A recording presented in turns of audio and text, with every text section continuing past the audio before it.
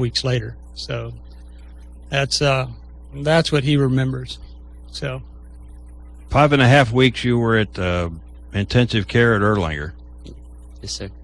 you went to Erlanger too, didn't you? Yeah. Yes, sir. It's a great hospital. A great hospital.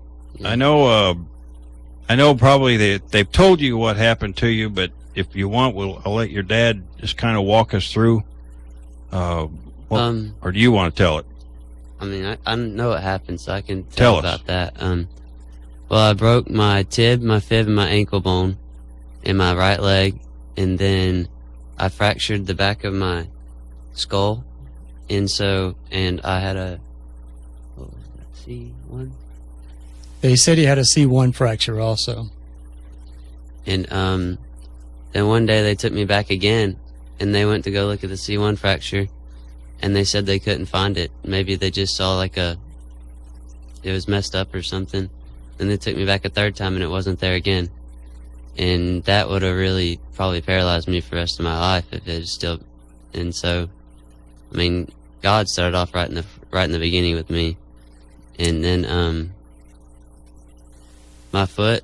The doctor wasn't sure if he should do it because I was so bad that they weren't sure I was going to make it. And so then then one day he came in and he said, "This is the last day. We've got to do it now if we're going to do it." So he came in there, they took me back to surgery, and they fixed my ankle and everything, and I just got told I could walk yesterday. Is that right? Yeah, that was awesome. You came in here walking pretty good this morning. Yeah. Good for you, big guy. I've been practicing all day. What surgeries did they do on your head? Walk us through that. Taking the bone out and the brain swelling and... Oh yeah, they had to cut the right side of my skull out, and then the left side of my skull, and then they had to cut a little bit of my right front brain to Right create frontal more lobe. space. Yeah, right front lobe to create more space, and that was supposed to kill my personality. That was the personality part of your brain. I think we talked about that, didn't we? Yeah, he's still my son. So, nut doesn't fall far from the tree. So, They took a little bit of your brain out. Yeah, I heard I still have a bigger brain than my dad, though. So yeah, there you go. Most people do. Actually, he's been a little bit generous. Yeah, I When think he is. When we got there, we were there at Erlanger for 5.5 weeks, and even Cameron had come up to see us a couple of times, and it was when it started off, when we saw him there the first day laying there, he was lifeless, limpless, just no life at all. After about the first week, they did the first craniotomy on the right side. Then a couple of days after that, we still didn't have, we still weren't making headway. So they went in, they said that they needed to go in and remove a portion of his right frontal lobe to give him some additional room up there.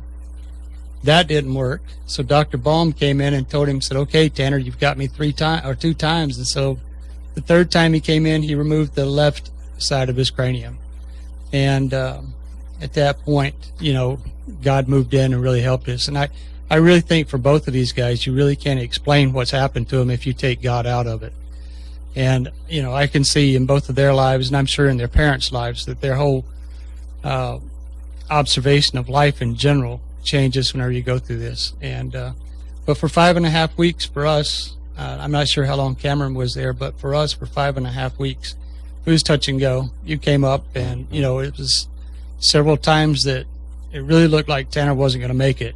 And of course, you had your prayer, No. and it was just, it was really a God thing. You can't explain what happened to Tanner without putting God's footprint on it. And to be in recovery, we're not even really 4 months out. He left Shepherd's, went to the same place that Cameron went in Atlanta, was discharged from Shepherd's 2 months early. I was listening to you talking about occupational therapy. He's out of occupational therapy now. That's awesome. And so he's just got his okay to go back. And I think I'm right about this, but tell me if he had the surgery, had the bones, the skull put back in earlier than what they first said. That is correct. He We were would. probably looking at December or January. And You got that taken care of. I got that put in 2 By the weeks way, you ago. looked pretty funny with a shrunken. Yeah, I know. I thought I looked like a bird almost. He could have pulled off a good mohawk, though, you know. So. Yeah, you would have. So. Tanner McGuire is our guest this morning, and his dad, Mark McGuire. I've known the McGuire family for many, many, many years, and I want to say this: it goes back to both Mark's dad and my dad, Church of God, ordained ministers, and with your father. And I know it's not about your father this morning, but I just want to share this. With him being former general overseer of the Church of God, you not only had people in Tennessee, in California, and Florida, and all over this country praying for you, you had people worldwide praying for you. Mm-hmm. And people in Africa and everything. It was just crazy. I couldn't believe it. Yeah. And then Facebook was blowing up. And I got, Jay alluded to it earlier with Cameron's mom posting on Facebook, and your dad, and then your daily journal. I want you to talk about that in a second, that you had. And I know Facebook has a lot of negatives to it, and social media and all that, but this is one instance where Facebook's pretty incredible to get the word out there and to get people praying. And have you ever noticed when you ask for prayer on Facebook, you get an incredible amount of response, because people they come to the rescue and they want to pray for you. May I jump in there real quick? You sure can. When my accident very first happened, you were mentioning all your broken leg and ankle and all that kind of stuff, and it just made me think about when my accident first happened. My dad was in Atlanta in a meeting with the DOT down there, something to do with roads, I'm sure. But he gets a phone call saying I've been in an accident, and my mom was at work here in Cleveland, and he calls her saying that you need to go to the hospital. Cameron's been in an accident, blah, blah, blah. And my mom just thinks that I've had a broken leg. Psh, I'm sure your dad would agree with me. I wish it was just a broken leg. Don't you, Tanner? Yeah. How'd you find out about it, Mark? My wife and I, Patrice and I, had gone to Santa Fe to eat, have a little date. And we left there, went up to Dunham's, was goofing off at the mall. We were walking out to the truck, our phone rang, or my phone rang, and I was told that Tanner's being taken to Erlanger. He's had a head trauma, and that's how we found out. Of course, that's the phone call that you don't, as a parent, you don't ever want to receive. Is that your child's been involved in a traumatic accident, and so I just handed the phone to Patty or Patrice, as they call her at Sky Ridge. So they're probably listening there today too. So everybody was calling, telling me they were going to be listening. But we went straight from the mall straight to Erlanger. Did you know the severity of at the time? With my wife and what she does, with Patty and what she does for a living, we understood or she explained it to me real quick. She was telling me what all was going on the way there. So, and it was just amazing, that it's not only traumatic on them, but it affects the parents too. It's drastic. A big shout out to every nurse, every doctor, every LPN, every caregiver, every physical therapy person. God bless them. Exactly. I would agree. I go to, you see in all the different restaurants around here, they'll have a discount for your firemen and your policemen, and they should, rightfully so. But I think that nurses should also get a discount, have a nurses week, because as these two guys can tell you, the nurses never leave their side. Never. And I know that Cameron probably was in the same situation at TICU in Erlanger, and this is the same way here or at any hospital. A nurse is there to, the whole 12-hour shift or 10-hour shift, whatever they're working, and they never leave your side. Nope. Do me a favor, Mark, and share with everybody. I know I've heard you tell it, and it's pretty amazing. The day that the doctor came by, who weeks before that had basically given Tanner up for dead, and he walked by, and what he said to the nurse. One of the doctors there had, the situation was just so bad that it didn't really look like the outcome was going to be positive. And one of the professionals there had said, that's it. I don't want to do the other surgery or the other craniotomy on the other side, removing the flap out. Well, a couple weeks later, as irony would have it, he was walking by the room, and Tanner threw a little fuzzy ball that we had bought down at the gift shop there and hits the doctor. And the doctor turned around and said, "Well, who's this patient?" And the nurse turned around and told him, "So that's the guy you gave up on." And my shout's out to her. That's pretty incredible. But too bad you didn't have something else harder than that little fuzzy ball. But well, it was one of those little rubber balls with the little tinglers on it. Okay, all right. So, but no, it was, it was amazing. You don't blame anybody, but you kind of do raise an eyebrow. But at the same time, that team at Erlanger was just, I can't explain how good they were. And it's not that their hospital's any better than anybody else's. It's just that's the one I experienced. Yeah. And so it's. We talked about this with Cameron, and I know it's true, and Jay over here knows the love I have for moms, and I miss my mom every day. But your mom, and in your situation, your dad, really, from what I know, but I mean, they never left your side, 24 hours a day. Wouldn't leave the hospital, except maybe to run somewhere and grab a quick shower. That was optional. Stayed there and stayed there with you. And I mean, the people that prayer is an incredible thing. And I know God heals. God healed me of rheumatic fever when I was 14 years old.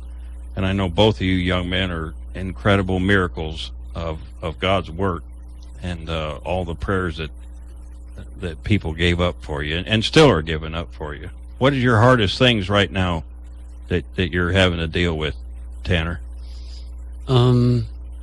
Up till yesterday, it was walking. I wanted to be able to just stand up and walk, not have to roll my wheelchair through who knows what's in my way.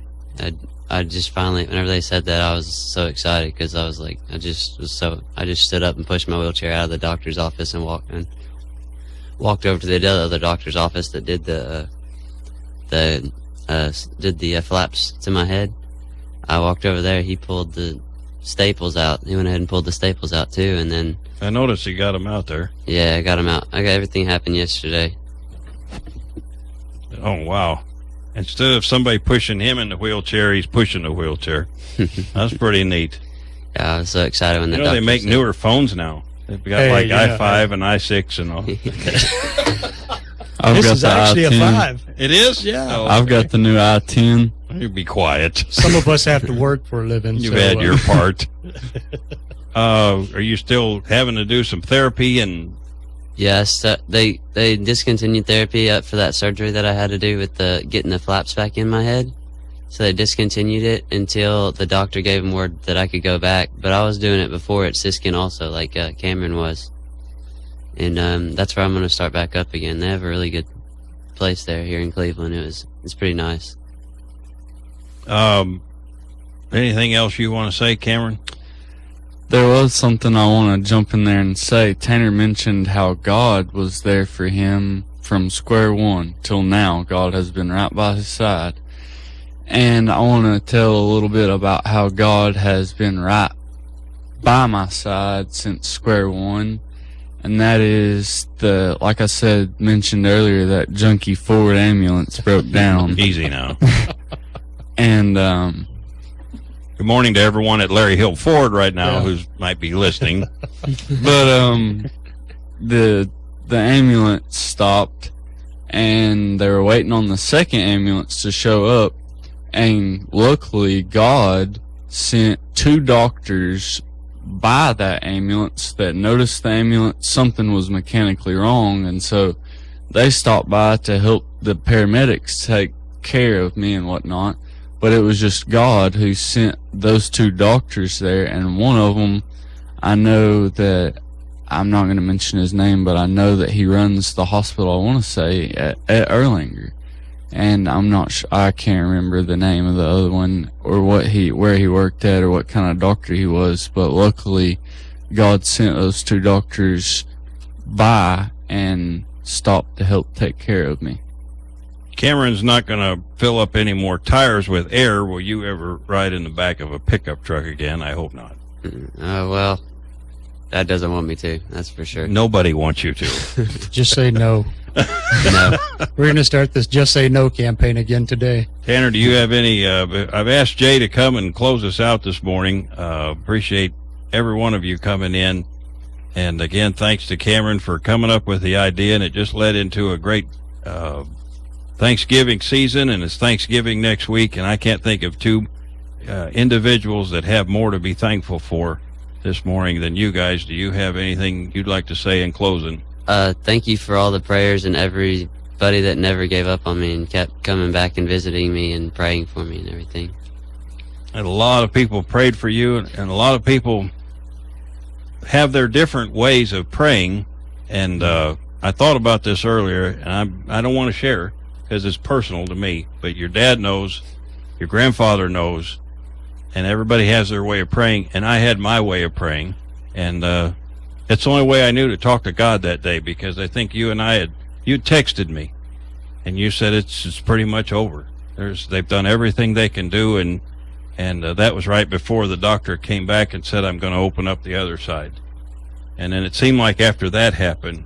Well, they had actually told us that they were going to, after the first flap was removed and after they did the stuff on the right side, they were wanting to put him on a drug to kind of just, put him out, just keep him out. And that wasn't available to us. And then, so finally they came in the next day, and that's whenever they did that. They did the second craniotomy there and took out the other side. But it was really touch and go, and I'm sure that, anybody that's been through this would tell you that it's a minute by minute deal. And, it's just, you were talking about prayer a while ago. This was one of those situations where I really experienced a true miracle of God. And I also saw it from a different perspective. And like you said, with my family, we've always been in the Church of God. But I saw a cross-denominational deal. And I don't mean anything light by this, but to have a Seventh-day Adventist to, come by and pat me on the shoulder and said, I got him covered on Saturday if you Protestants can have him on Sunday. I thought that was pretty good. And even had a few Catholic friends of mine that were burning candles for him. And, so, it was neat to see a cross-denominational deal there. So it was really good. And before I get off of here. No, you go ahead, buddy. Hey, Joel. Hey, Uncle Joel. He's watching in Florida right now. So good morning to Uncle Joel. So send money, Uncle Joel. Yeah, send. But and all of my family have been really good, and our church. I would just be wrong not to even just mention South Cleveland Church of God. They were just, you were humbled by people, and so. And Chris Moody, and that's one positive thing. We ran Chris Moody out of town while you were gone. We got Bishop Lipsy now, so there you go. So. Cameron and Tanner, thank you both for coming in this morning. Thank you for sharing your testimony. And when I was 14, I said this here, God healed me of rheumatic fever. I'm not ashamed to this day to continue to tell people that God worked a miracle in my life. I know neither one of you guys will ever be ashamed to continue to tell your testimony. And I've got a real feeling that next Thursday, when your family sits down to have Thanksgiving lunch, it's going to have a whole new meaning. A complete whole new meaning. Yeah. God bless all of you. Jay, come over here where we can get you. And I've asked Pastor Jay McCluskey. We've got about 4 minutes left, and I wanted him to close it out, give a little word about Thanksgiving, and then he's going to have a prayer, and then we're out of here. So happy Thanksgiving to everybody. One of the long-standing traditional Thanksgiving hymns says, Now thank we all our God with heart and hands and voices, who wondrous things has done, in whom this world rejoices, who from our mother's arms has blessed us on our way with countless gifts of love, and still is ours today. Interesting history of that song is that it was written by a Lutheran minister in the 1600s named Martin Ringhart, who the plague went through his village, and he buried 50,000 people. I do a lot of funerals, but 50,000 in 1 year, 50 a day, at times going, including his wife. And yet at the end of the year, he wrote that hymn of thanks. And it's a reminder to me, even in the worst of adversities, we look for things for which to be grateful for. And as we enter into Thanksgiving, into the holiday season, I'm reminded of families like Martin and Cameron's, Tanner and Cameron's, who this year's Thanksgiving is going to be different than all the others. It's going to have a different feel to it. For some folks, it's going to be, somebody went home to be with the Lord in the past year, and Thanksgiving has a different feel to things. My grandmother died on Thanksgiving Day when I was a teenager, and so Thanksgiving has a different feel. But in the midst of those who's faced the challenges and stuff, to still find those things for which we can indeed be thankful for. God continues to show his goodness and his grace, and as we say, it's all about grace. Let's bow together in prayer. Heavenly Father, it's always fitting and appropriate to offer to you a prayer of thanks. For you are good and have been good to us. Not all life is good, and not all life is easy, but you work within all those things for your good to those who love you and are called according to your purposes. I especially lift up to those whose Thanksgiving this year is going to be more challenging because they face some difficulties in this past year. Maybe they've said goodbye to a loved one. Maybe life now is a whole lot different than it was a year ago, like these two good families.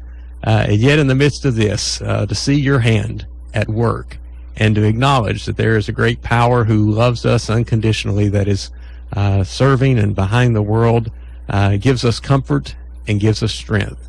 In everything, we give thanks to the Lord. The scripture tells us to give thanks in everything, always. And so we pray that we would have not only a season of thanks in the days ahead next week, but our lives might be every day a season of thanksgiving. In your name, amen. Amen. Hey, Pastor Jay, who all qualified for the... Okay. We just had the three, Red-Headed Wildcat and Carl Larry and Madeline Crane. You know what I want to do? I want to send all three of them to Old Fort Restaurant and to give them all meals for Thanksgiving. All right, if they're listening, but they are. Winner. Everybody, all three of you are winners. We're not going to have a drawing. We didn't spend a lot of time on that, but what I want to do is send all three of you. So Carl Larry, Red-Headed Wildcat, David Crane, head over to Old Fort Restaurant next Wednesday and pick up your Thanksgiving meals.